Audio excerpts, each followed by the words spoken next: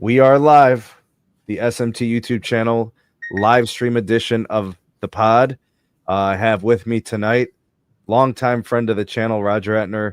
Roger, welcome to the show. We also have B on the panel as well. Man, it's good to have you. It's been a long time.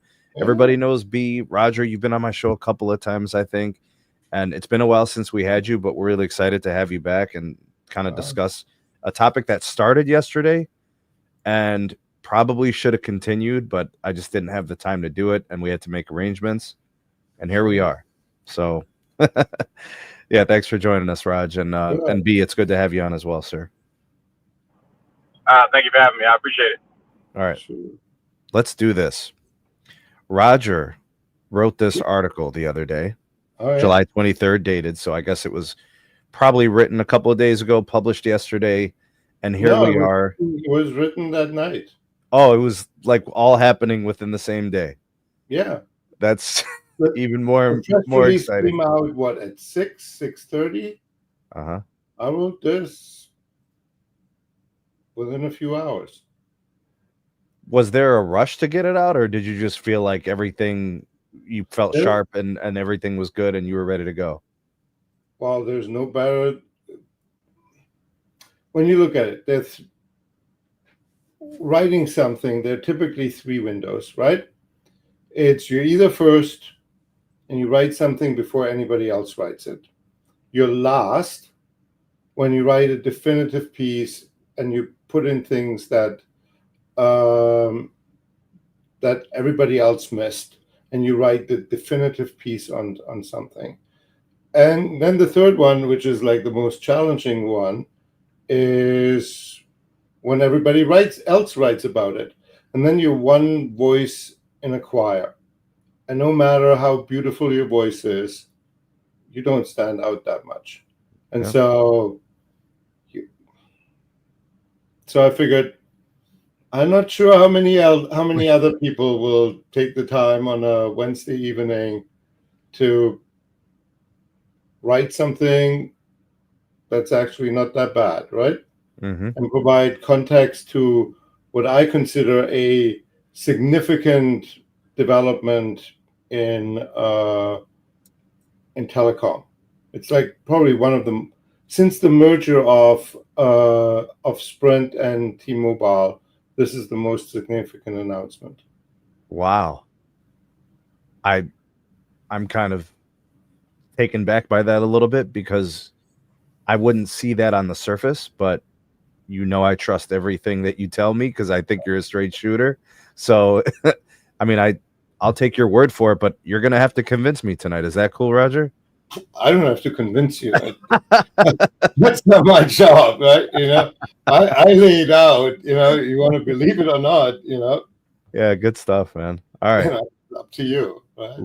Let's just kind of quickly recap the main part of this whole story. So this is a small and medium-sized business relationship between T-Mobile and Spectrum Mobile and XFinity Mobile. So they're, it's big cable. It's Cable Town and T-Mobile linking up. And it's specific to the business segment, but I speculated, and maybe you can shed some light on this, that eventually there could be some additional risk to it going beyond just that, right? So I want to start first with this, Roger.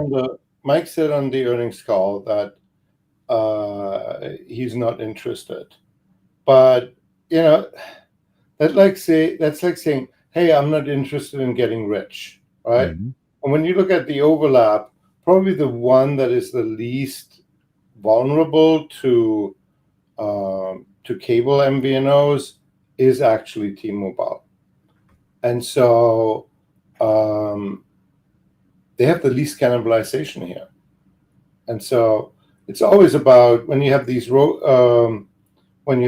wholesale agreements, the question is, are you going to win big? Are you going to win small? How much are you going to cannibalize? And that's the important calculation here. And if we look at this for the SMB market is a huge market. It's millions, 5.7 million household businesses, massive, right?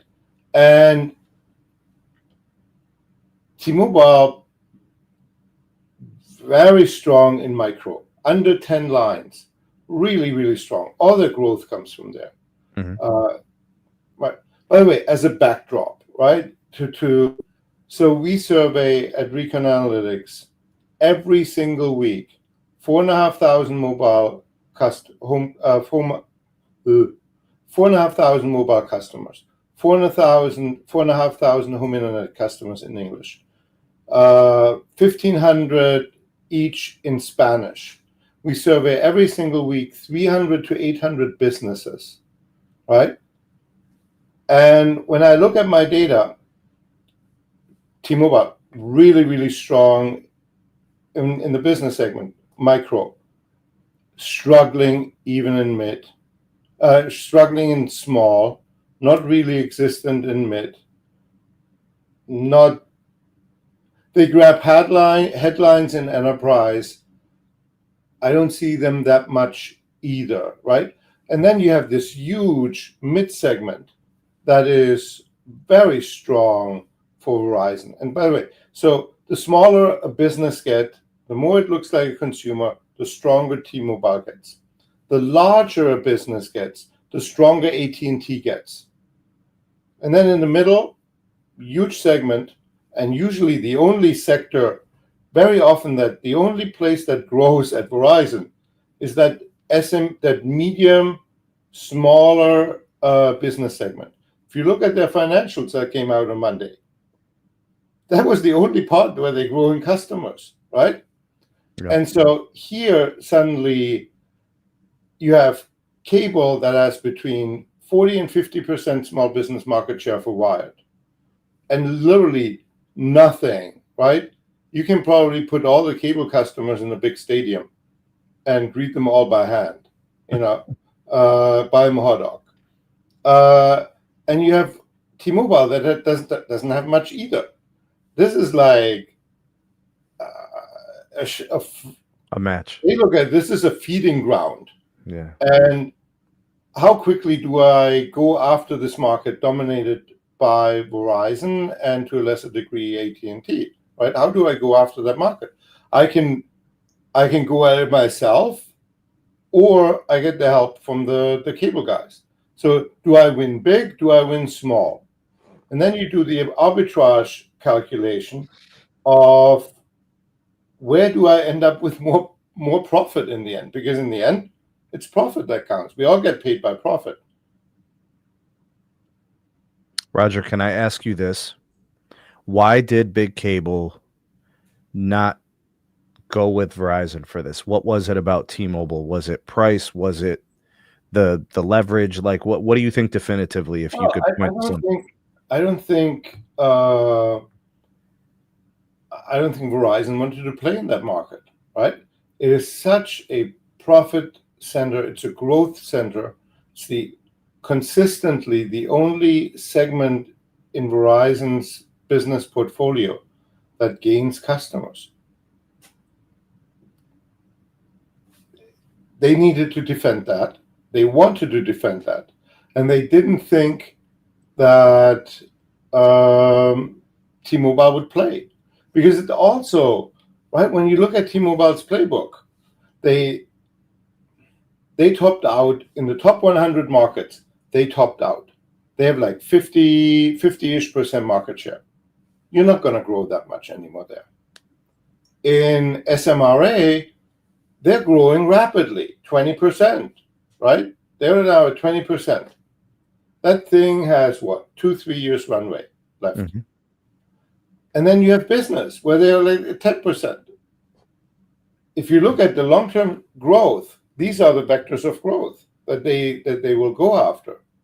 And so Callie's team here clearly took one for the team, because could they grow faster individually at TFB, going it alone, rather than duking it out with really, really competent and entrenched cable guys, right?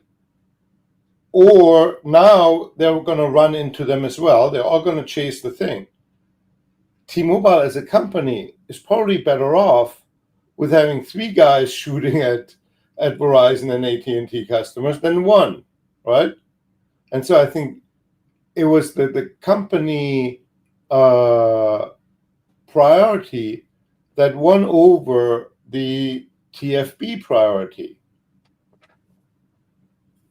Right? What do you think about the earnings potential within the way it's currently structured as business, Comcast business, Spectrum? Like, are we talking about something that is going to be tangible and significant within 1 or 2 years, or is it something a little bit more longer term? Well, it depends, right? So when you look at it, if you go to Charter's website, if you go to Comcast's website, Comcast has been selling up to 20 lines already for a year, 2 years. Charter has been inching up to it. They had like 10, then 12. I think they're now at 20 as well. They have not added a meaningful amount of customers in this. So the question is this because somehow cable guys can sell extremely well when the wire is attached to it, but they're incredibly incompetent the moment, it has an on button and you can put it in your hand? Or is it because of the relationship? I think it's the relationship. Yeah. I don't know, right? We will find out. They can sell consumer, right? They can sell residential. But if you look at it, the cable guys had 3, 4 joint ventures with Sprint, and they all bombed. Then they got the joint venture with Verizon, and it's a massive success, right? Yeah. This is completely changing the market on the low end, right? Yep. Dramatic impact. And so I think it's both, right? I think Sprint was a little bit at fault, and the cable guys were not that serious on the home internet side. Then they got the relationship with Verizon, and Verizon was a more adult partner, or is a more adult partner. Do you think it got realer when they realized that their core business was at risk from FWA? Do you think that was a factor? Seeing that down the pipeline?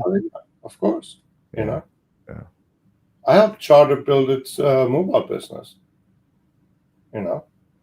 I've been working with them for like when or before they launched, right? 17, 18? Yeah. I spent most of my time for 5 years on working with these guys. Can we get some more clarity? A couple of years ago. Can we get some more clarity around the deal itself? So what exactly is the agreement? Does the agreement entail a relationship with T-Mobile where they're now the primary provider for Comcast and Spectrum business customers? Or are they the backup in case something happens to the Verizon Wireless network? I just want to make sure I understand. They are the primary partner. So what's starting in 26, my expectation and the way I read this, right? I have no access to privileged information. I read the same thing. I just read it with a lot of more experienced eyes into what do these things mean. So my expectation is starting in 26, January 1, every new Charter and Comcast customer who gets mobile will be on T-Mobile, using the T-Mobile network. If you have right now mobile, business mobile with the two, you stay on it. They will not touch you, right? Why mess up a good thing that is working? But all the new guys, all the new customers will be on T-Mobile.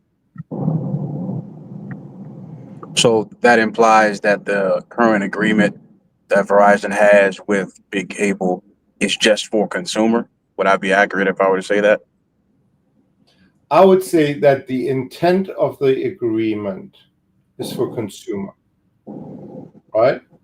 And the way I understand it is there's a certain amount of lines that they can add to it, so that if a big Mormon family comes and wants to have service for up to 20 children, and I don't know how many wives, right? They can be served, right? And well,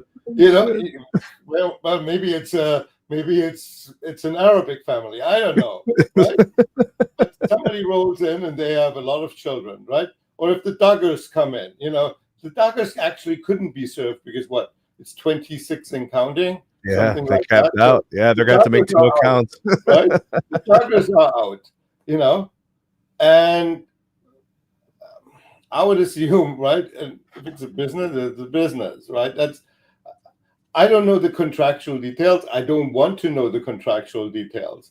But when I look at it from the outside, that's what it looks like, right? Anything else, B, you want to follow up? I'm just reading the agreement myself. I want to make sure that I understand. Yeah, B, you had harsh words for me yesterday, I don't think that my words are hard. I had a friend call me like, "Are you an SMT?" And I'm like, "SMT? Oh yeah, Sneed." I'm like, "No." And like, "Yeah, there's some guy talking smack." And I'm like, "Okay, I'll come." I think I'm. And then I come, and then somebody on the chat said like, "Are you an imposter?" I pity the fool. I gave Roger a wrench like 5 years ago. Tell him to stop it. Yeah. It's like, come on, I don't know anybody who'd want to impersonate me, Do you have a question? Go ahead, B. I think the questions that I had yesterday were pretty legit. Just wanted to know what the miscalculation was. So I didn't hear all the questions, so repeat the question. By the way, just for level setting, what is your involvement in this industry, right? There are folks who do this professionally, and they're doing this on an amateur basis, right? Tell them what I do, Roger. Tell them where I stand. Where you stand? Yeah, tell them. You're a very good amateur. You're a very good amateur, right? You guys have sometimes access to information where I'm like, holy cow, right? But you look at it from the outside. You spend your free time, but I know what you do for a living. Is that public? Can I say it? Yeah. You're a teacher during the day, right? Mm-hmm. That's your living. This is your hobby. Mm-hmm. It's your passion. Sure. Awesome. But there's only so much time, and you look at it not from a inside the industry, dollars and cents, how do we drive results business? You look at it very much from a consumer perspective of what do I get out of it? And I look at it from what does the business get out of it? Because the business buys me and pays me, right? So how do I help the carriers do and make better decisions? So B. To be or not to be? Follow up, B. Was there a question that was for me? Yeah. Well, I mean, if there's additional questions you have, that was relative. I know you have a problem with the verbiage. Verizon's strategic miscalculation. That was my question yesterday. I wanted to better understand what exactly the miscalculation was. Now I know that Sneed was discussing when this was first publicly launched that this was a big deal. Then there was more information that was gathered that implied that this was to be a backup to the Verizon network should anything happen to it. Now I think that you're saying that it's something else. I don't know who came up with backup, but this is the real deal. And the miscalculation is that Verizon thought that Charter didn't have an alternative, and that or Comcast didn't have an alternative, that it was us or pound sand, right? There was nowhere to turn. There was nowhere to turn. And it's the current agreement, when you listen to it, Sampath was like, yeah, last couple of times I listened to Sampath on earnings calls, he was like, yes, we are in negotiation with cable and we want to raise prices. Well, if somebody has a credible alternative, and even though Mike is saying, oh, I don't want it, I'm like, I'm sorry. If the cable guys come to T-Mobile and say, like, make me an offer, he has a fiduciary duty to make them an offer, right?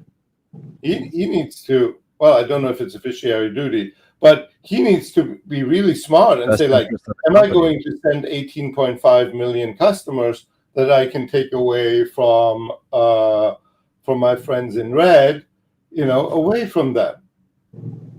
Because that is a ton of money, especially for when you look at Verizon. They are optimizing and compensated on three things: service revenue, EBITDA margin, and free cash flow. How much, Roger, in free cash flow would this be annually if they were to lose it? Well, it depends on what number you pick, right? And none of us knows exactly what the cable guys pay to Verizon, right? Last night I was writing this and I was sharing with some people, and I was like sharing it with Jonathan Chaplin, and Jonathan looked at it like, because I looked at his, he looked at mine, it's what boys do, and he's like, Roger, $10 is really low, and I'm like, well, $17, $18 is really high, right? I don't know where it is, but I looked at it as a floor, and I was at like what, billion and change, and he was more at like 3 and 4, and 3 and 4 is a lot more urgent and alarmist than 1 or 2. And 1 or 2, like I was at roughly 10% of free cash flow. That is massive. When that suddenly falls away, nobody's going to get Christmas gifts if that happens, and if it would be 20%, heads are rolling. Yeah, that's ugly, right?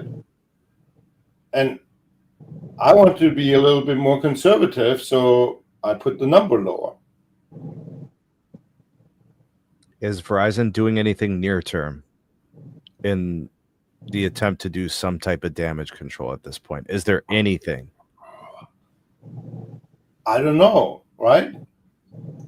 I don't know, but I think their negotiations for the consumer part is still ongoing. Mm-hmm. So we'll see what happens there, right? This certainly put a lot more bargaining chips, a lot more bargaining power on the side of the cable guys. Go ahead, B. You want to jump in? Do we know how long the current contract with Verizon and V Cable is? I was under the impression that it was not necessarily for a short-term amount of time. I think they said Charter Spectrum is within the next couple of years. They'll need a new agreement. And then I think Comcast, it was recent. Is that your estimation, Roger? Does that sound familiar? These are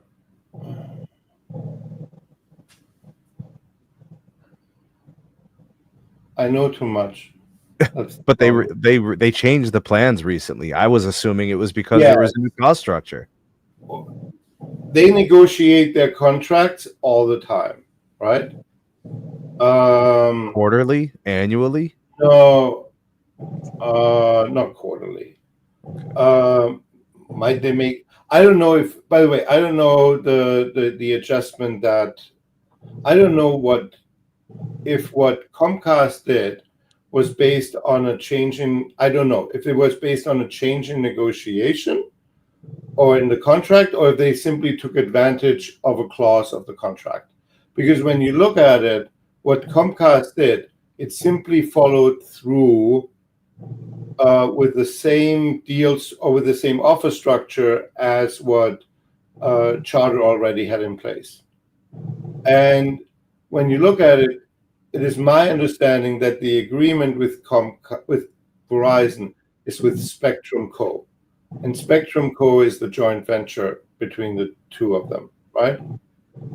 And so it's my understanding that there is a series of agreements, right? And so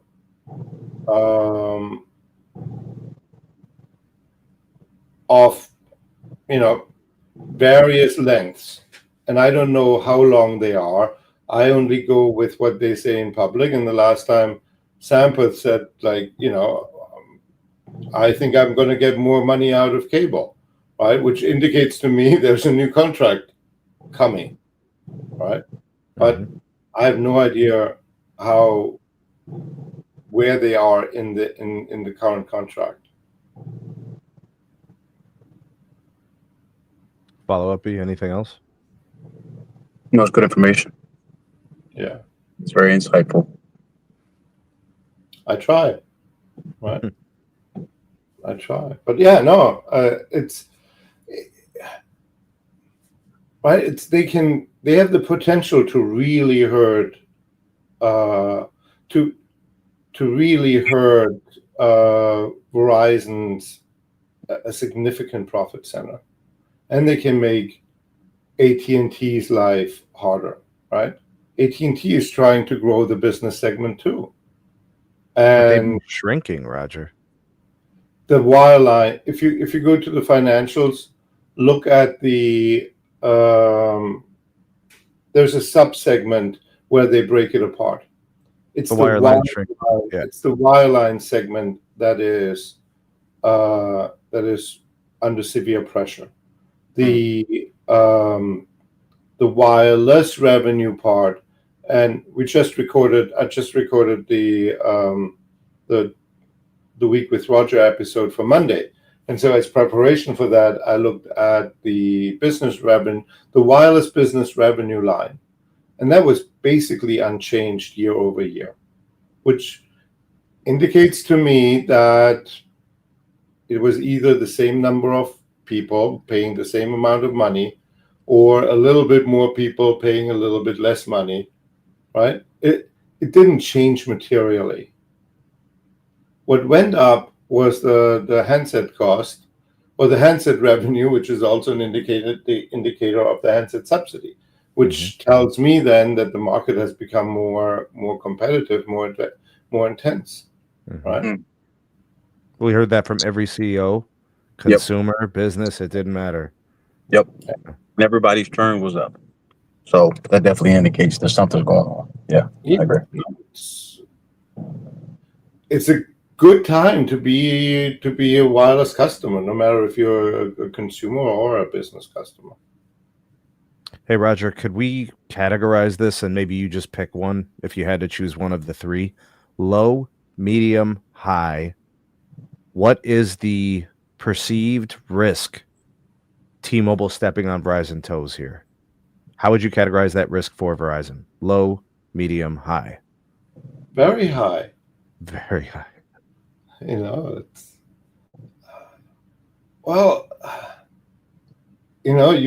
have three guys that are in the arena. All of them have long knives, and they're going at each other, right? You actually now five guys in the arena, and so they all have long knives. It got a lot more crowded. They can't even stay away anymore. It's that crowded, right? And so inevitably there will be some blood on the floor. Yeah. You know, right? It's like when you have three people, you can stay maybe a little bit more away from each other, even though they don't want to. Now you have five in the octagon, you know. What's the long term play for big cable? Their core business continues to shed customers. I'm not sure how profitable they are, even in the mobility space. What's the They're play? profitable. I mean, They're well, profitable. They're not in this to lose well, money. I'm sure they have some revenue coming in. I don't know how profitable they are, but I'm not sure if the money that they're making from mobility offsets what they're losing in their core business. So, I mean, what's the long term play? How does this benefit? No, it's offsetting it. You can see it in the financials. Charter is reporting tomorrow morning. Comcast is reporting on Thursday. So you can clearly see that there. And yes, they're losing. Put it this way. This is like you have apex predators here going at each other. The telcos are eating into the traditional home internet market Yes. where they're shedding customers. Where meanwhile on the mobile side, they're eating into the wireless things. So in a way, they're both raiding each other's home market, and they're peeling off customers that are unhappy and that have no alternative. I would refer to an article I wrote. I published it at RCR Wireless. Give it some. I think I call it Old Borus or something like that. Wireless watershed. If you go to I remember that article. it talks about the puts and takes of that, of who will win when one eats as much into the other. The convergence watershed. The convergence watershed, right? I would highly recommend that article to shed a light of what's going on. So when you look at cable, yes, cable is losing home internet customers, but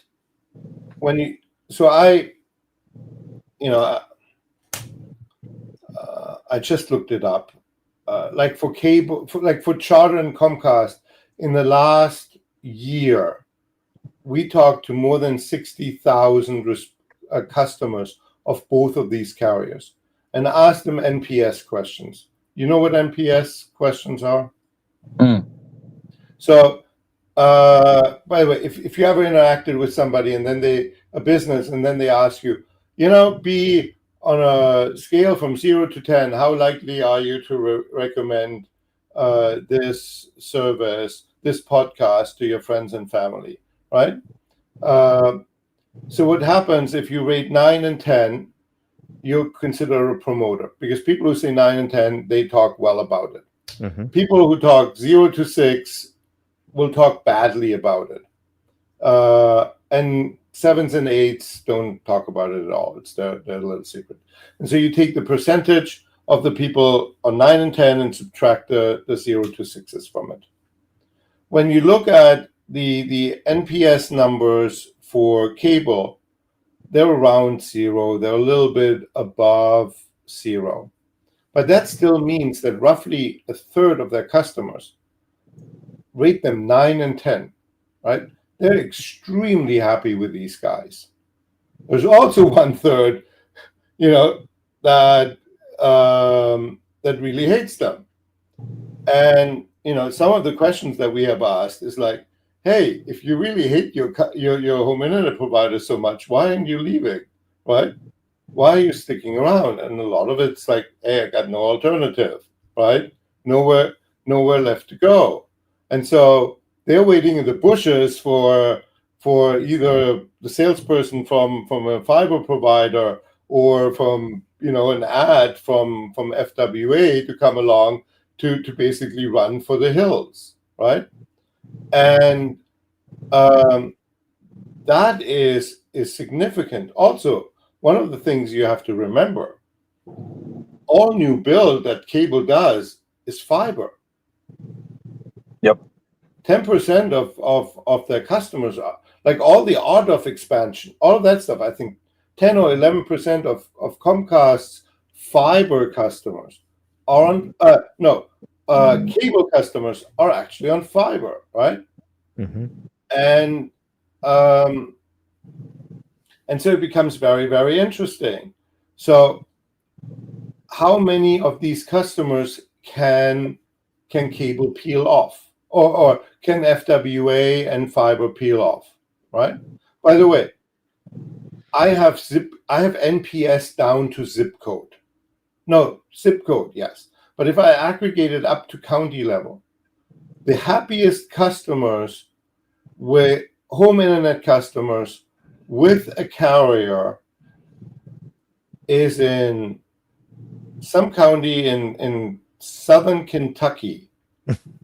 No wireline options over there? No. With Charter, it's like plus 80.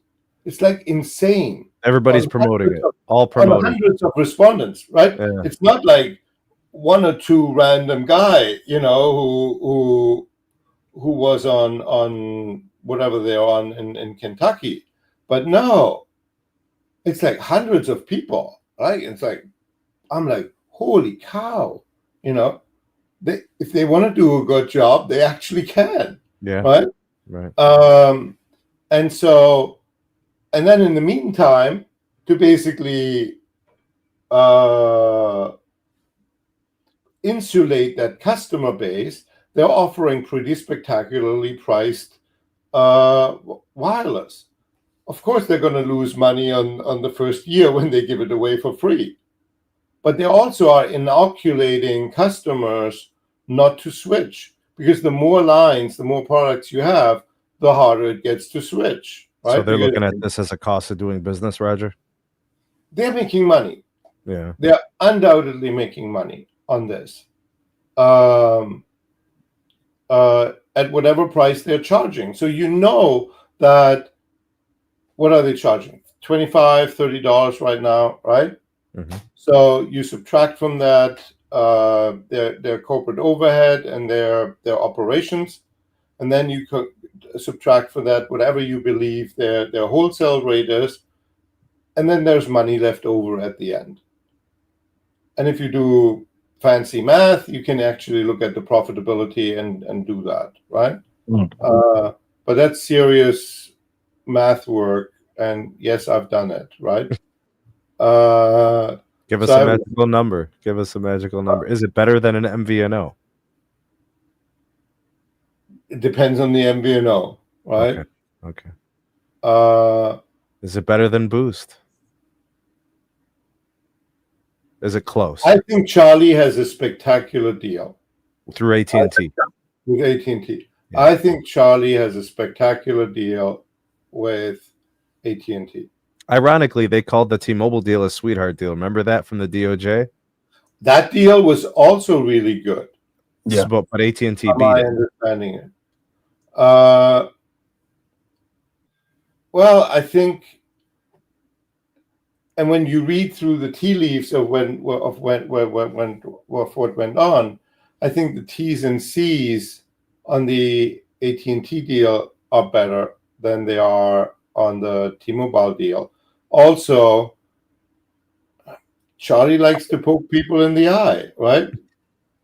And we know that from Charlie, threatening to sue people and all of that stuff.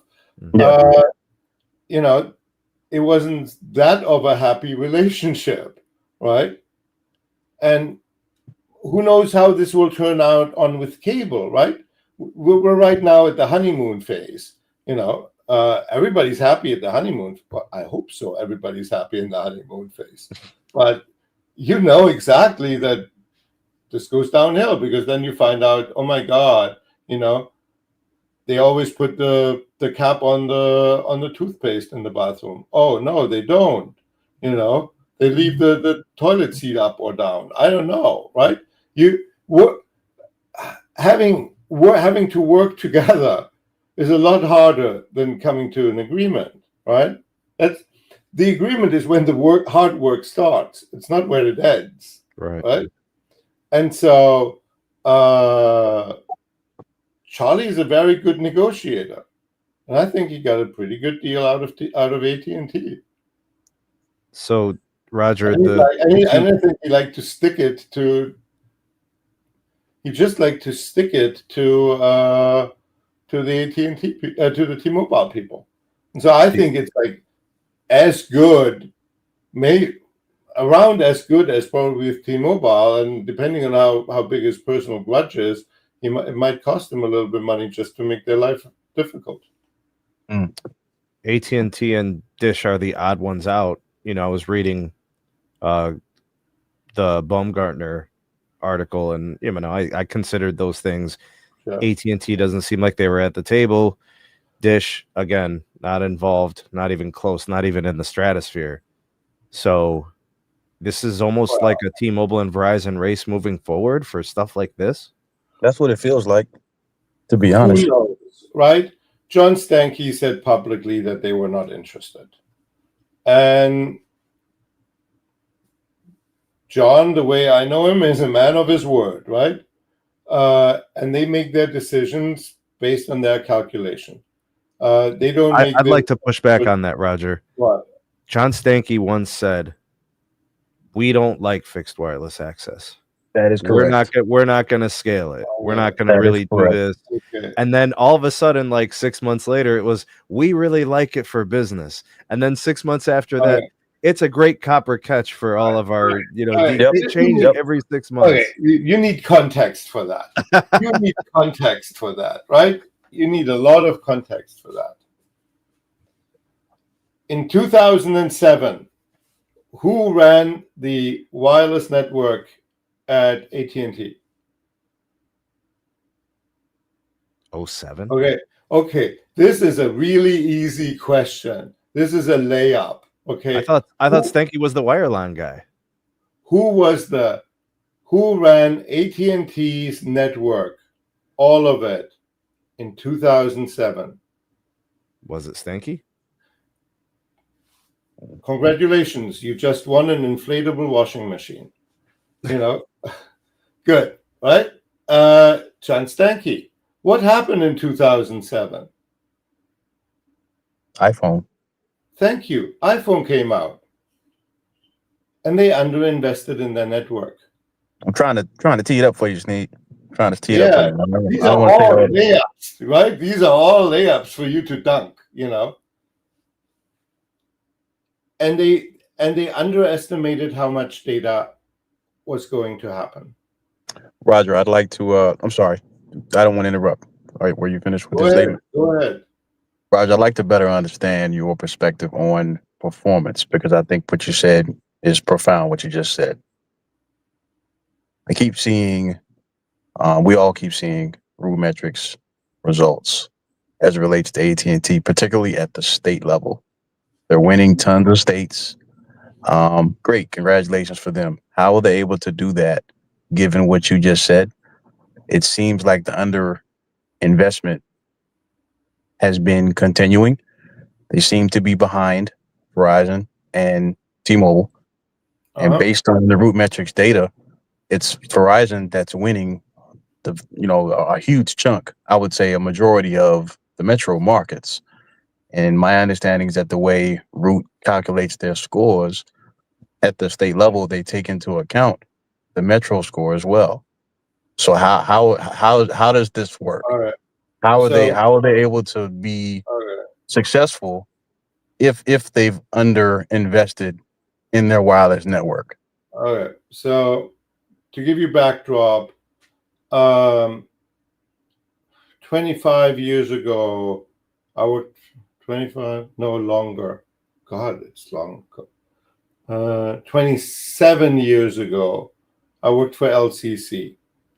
And I was the program manager or product manager for drive testing there. At that time, it was the biggest drive testing provider. Goes through a couple of iterations. I leave LCC. The drive testing business leaves FCC. LCC. It gets bought by Nielsen. The company I worked for got bought by Nielsen, and so I got and I was head of telecom research at the time, and so while drive testing was not reporting to me, it was certainly overseen by me, and I know how the sausage is being made. And put it this way, I like the drive testing stuff that I have done, right? With everybody else, how do you have to look into the sausage factory, and typically they don't tell you how to run the sausage factory, right? And so these scores are a pretty amorphous thing, because they include not only data performance, but voice performance. Then do you include in it indoor, outdoor? What device are you actually using? Like I see, right? I have in my database Net Promoter Score data on 600,000 devices. And we passively collect of what that device has. So if you take a survey, one of our surveys, I don't have to ask Sneed what phone he has. It passively detects it down to the SKU level. Like for an Galaxy S25, I have it down to 6 different SKUs. So which one is it? The US version, the international version, one with 2 SIMs, one with this, one with that. So obscene amount of detail. And then I know, he will tell me, and I know what carrier is on. And so I see that different phones behave differently on different networks. And a Galaxy S25 will behave differently on a T-Mobile network than a Verizon network than an AT&T network. And so depending on what phone they use, right, to do the calls, that skews things, right? And with drive testing, they usually use Android devices. Yep. Because Apple is so closed that you can't get access to all the geeky numbers that you want. All Yep. right. The other thing is that you have to remember, network investment is not a it's not like a watering thing where everything gets distributed equally, right? Typically, if you have the pleasure to live in the hometown where the CEO lives, coverage is spectacular, right? Go to Dallas on AT&T. You can go like 2 levels down in a parking garage, and you have 5 bars. Amazing how that works, right? You go Baskin Ridge, and you have 5 bars wherever you go. And the same thing in Seattle for T-Mobile. Funny, right? Because otherwise, I know exactly who the customer service representative is for the CEO. It's the chief network officer, and he says, like, buddy, I drove here, and I had a coverage gap. I can tell you that story, for example, to show you the how it works. Like, you remember Dennis Striegel? He's the guy who built Verizon Wireless. And so they got together at very early when there was Verizon Wireless. And his office was south of the Hudson River, and he drove every 3 months for an opera north of the Hudson River through one of the tunnels. And first time he drove through, calls drop. And he comes to the ops review and says to the engineering VP, I drove from here to there through that tunnel. I know we have the rights to put antennas in that tunnel. It's completely unacceptable customer experience. It's not about me. It's about all the customers. When I come back in 3 months, I expect that I have a flawless reception in that tunnel. 3 months later, then he drives up through the tunnel, calls drop, ops review happens, dear so-and-so, I drove through the tunnel, calls dropped. Thank you very much. We no longer need your services here. Please pack your bags and go. Fired on the spot, right? Don't fuck with the CEO, basically. Right? And so that's why the network coverage, wherever the CEO is pretty spectacular, right? At the same time, when you look at AT&T, they have FirstNet. There's a significant, massive investment in that. And first responders, they actually have a say where AT&T is putting CapEx. There's a separate portion of CapEx where that's dedicated to basically making first responders happy and providing them with what they need. If you happen to be where there used to be a hole and they filled the hole, and they filled the hole really, really big, right? You have spectacular coverage, right? And so networks are very uneven. And,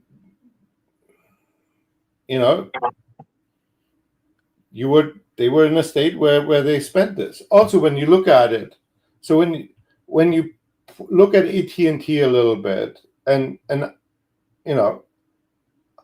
I told them myself, good enough isn't good enough, right? For a long time, AT&T's attitude to wireless networking is we want to be good enough that the customer is not leaving because of our network. And I said, guys, that's not good enough, right? Good enough is not good enough. They bought C-band spectrum. They built some C-band out, right? Then they bought 3.5 spectrum. And when you look at it, last year, the CapEx went down. Why did the CapEx go down? Why did the wireless build out last year for T-Mobile for AT&T go down? For two reasons. One is they decided to go with one vendor, and they saved money up. The second one is they were waiting for the dual mode radio that can do both 3.45 and C-band on one truck, on one equipment. That is happening. And that gives them now massive capacity. Hello there, Max. And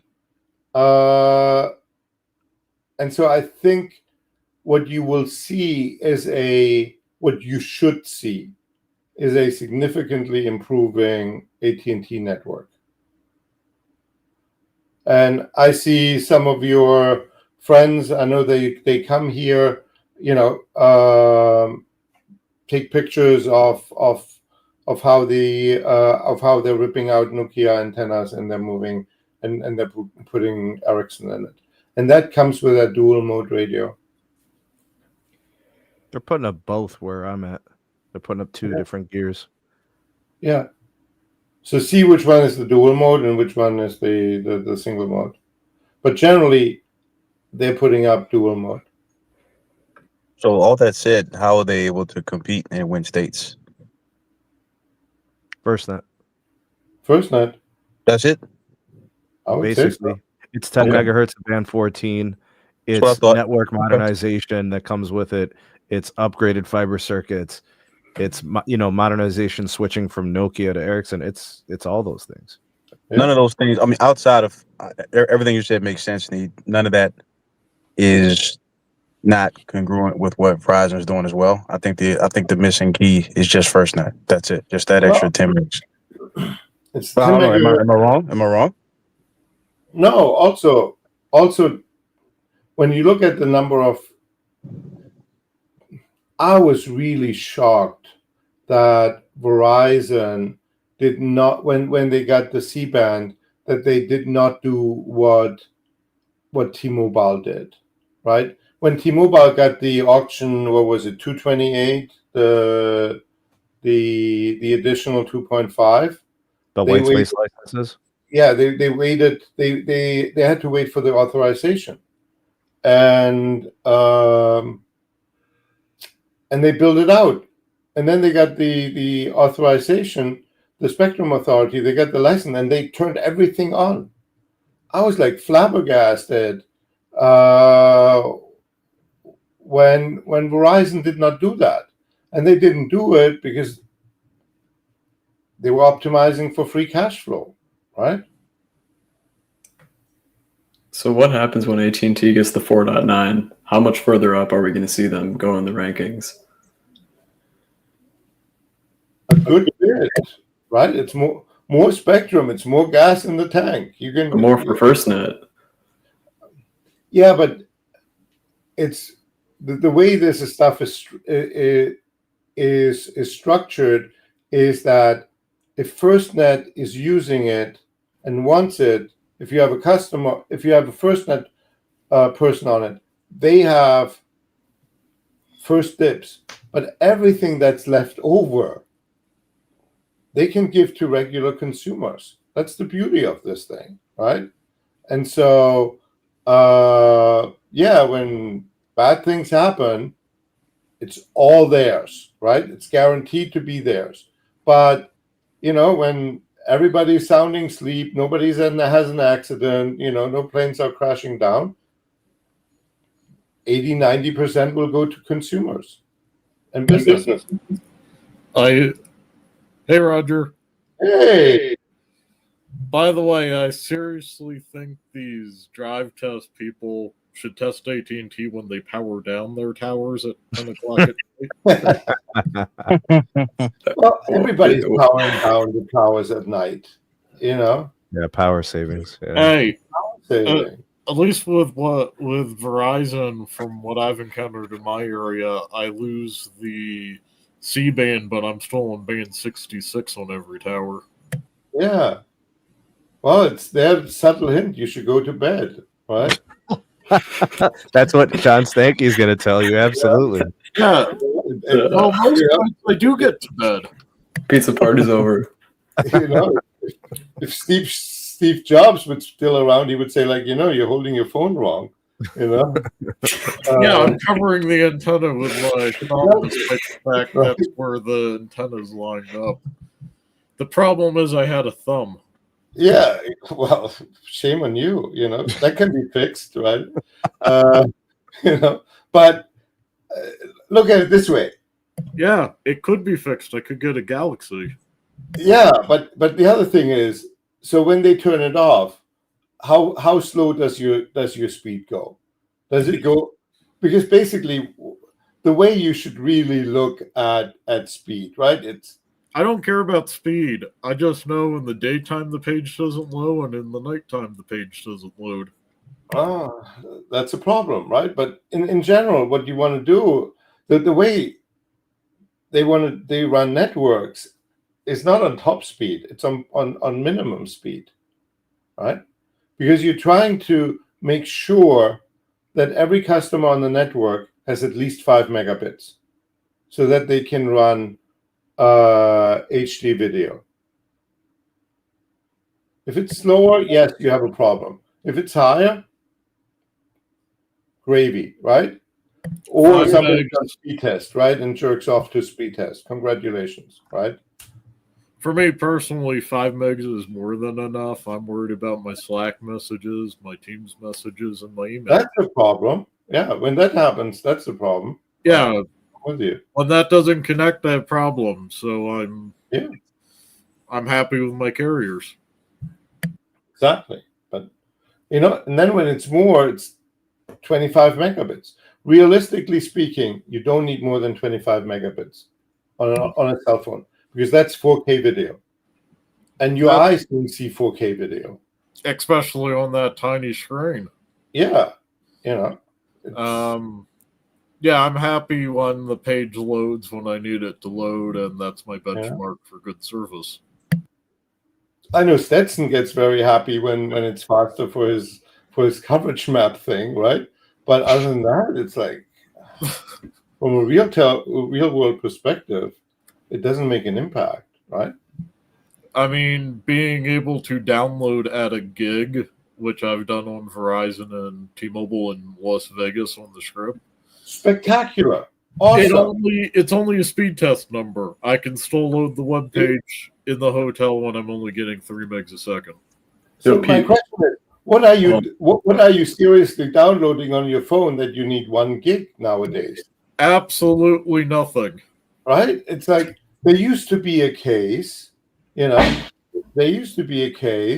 where oh my God, I'm getting on a plane and I need to download a movie while I'm in the waiting room. But now I have like streaming in the sky, right? I download Netflix in the terminal, but then again, I'm connected to, was it LAA? Whatever it is. Was it Band 48, the Wi-Fi disguised as cell service? Pete, how's AT&T in Vegas when you tried it? I could not find their 5G antennas. Yep. Mm-hmm. Then I upgraded my plan and uninstalled the eSIM. I was good. There you go. Right. All right. Last year when I was in Vegas, it was pretty awful, but maybe it's gotten better since then. Typically, Vegas is a better market because Vegas is pretty easy to cover, right?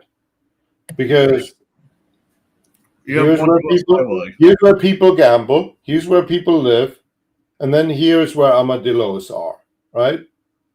And you don't cover where armadillos are, right? Or only very lightly, Hey, so that band 13 for the armadillos is a lifesaver.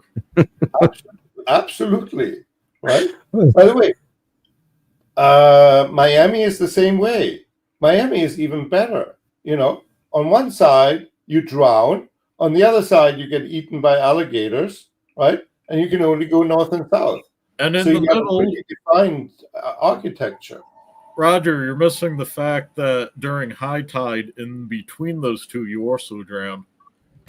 That's true. Well, at least you get your feet wet. Last time I was in Miami Beach, every high tide, I got my feet wet. But it was still fun. I just enjoyed getting my feet wet in Hawaii and Puerto Rico. I'm not going to Miami. I'm going to Hawaii for the first time in my life in October. I'm taking my wife for her birthday. How many days, Roger? 6 or 7. Will you work while you're in Hawaii, or are you actually going to take a vacation? Tell me the truth, Roger. I went to I checked in from France, and I checked in from Thailand and stuff like that. I went to Hawaii with my wife over her birthday. I ended up having to work. Yeah, no. Doing it wrong, man. Doing it wrong.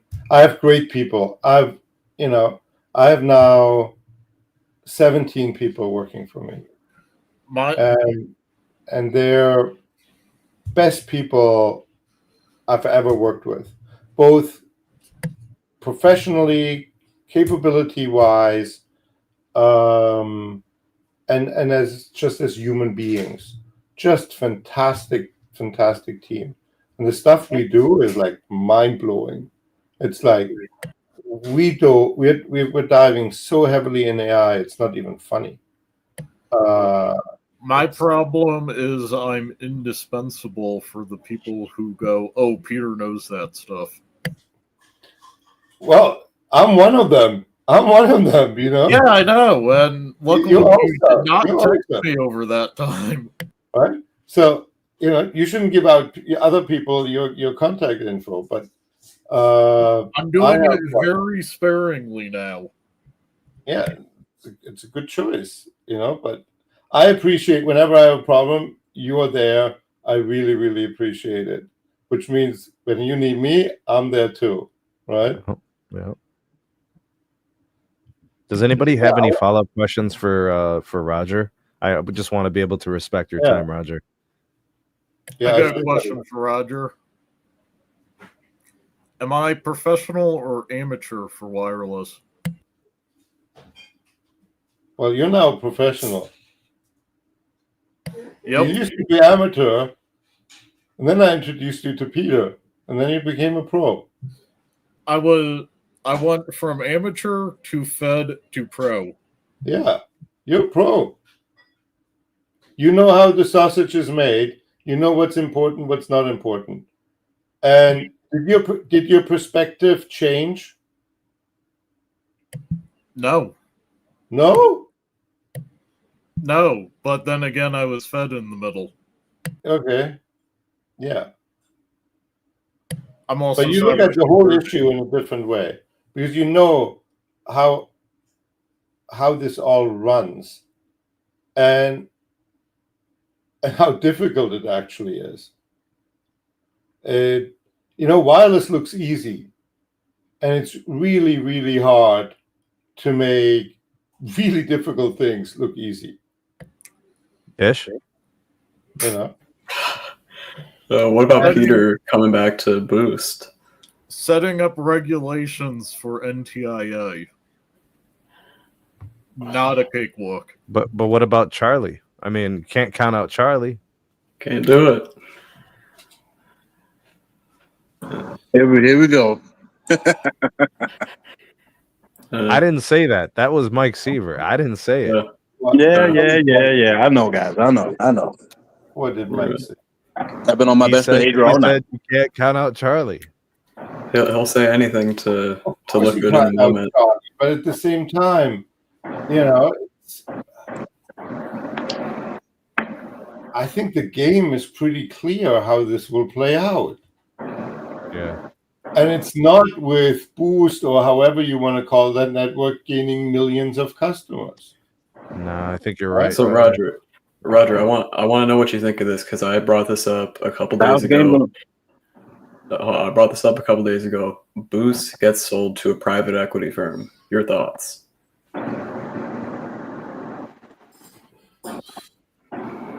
The private. I would say you only get a deal with Charlie if either you're over a barrel or he's over a barrel, right?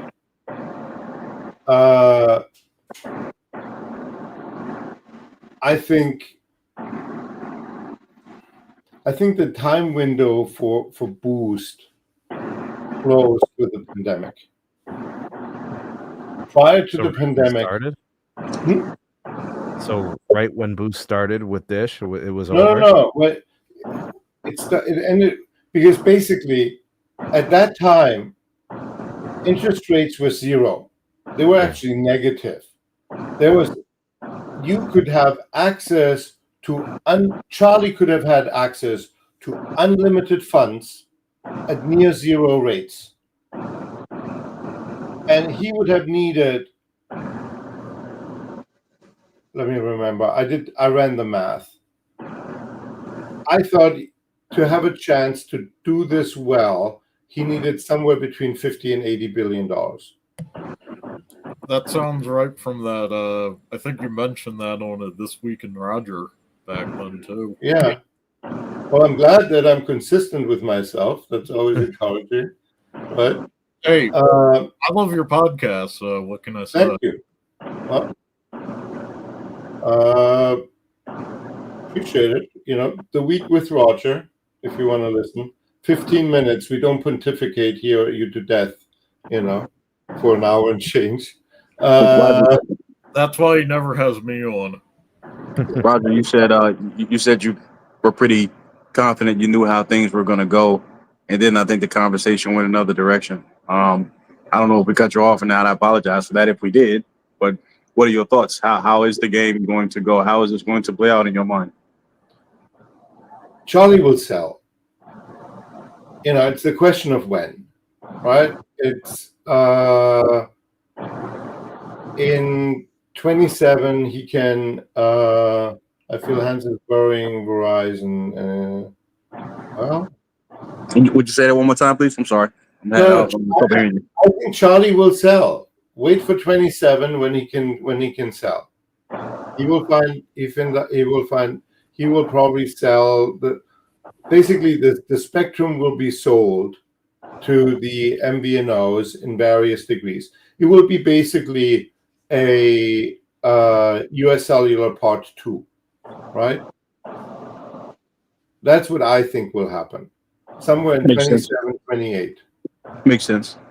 For AT&T, Verizon, I guess T-Mobile to some extent, but I guess maybe for the bigger two, well, formerly bigger two, one big and small. What's the move forward from a competitive standpoint? I think AT&T has their play as far as FirstNet is concerned. I think that's really, preserving them right now. Yeah. But from Verizon's standpoint, what's the play now in your mind? Well,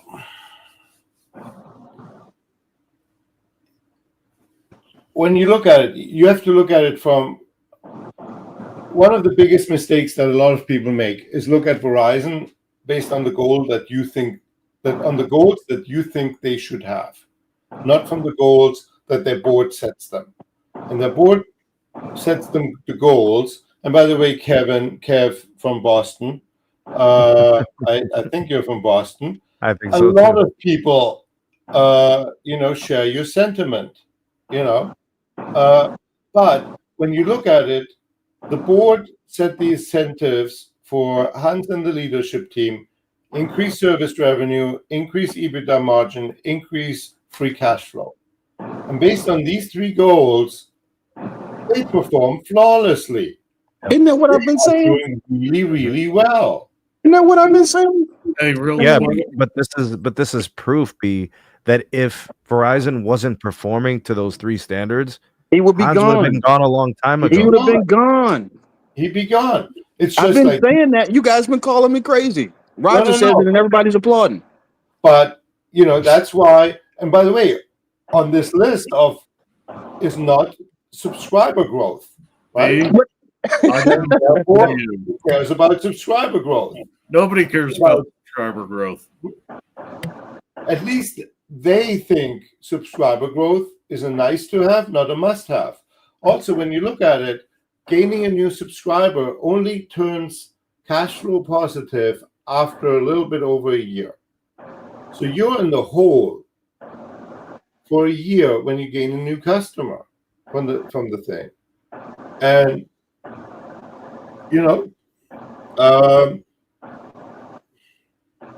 Verizon is a super tanker. It's still executing very, very well. It has a lot of room for improvement. I like Sampath. Sampath is a good guy. When you look at it, when you tie the things together, they lost the network superiority, and I blame Lowell primarily for that. To a lesser degree, Hans, but they're now differentiating around making your life easier, right, and more convenient. That's what the Perks is about. That's what the My Home is about. That's what 624 is about. Is how do we make your life easier? All right.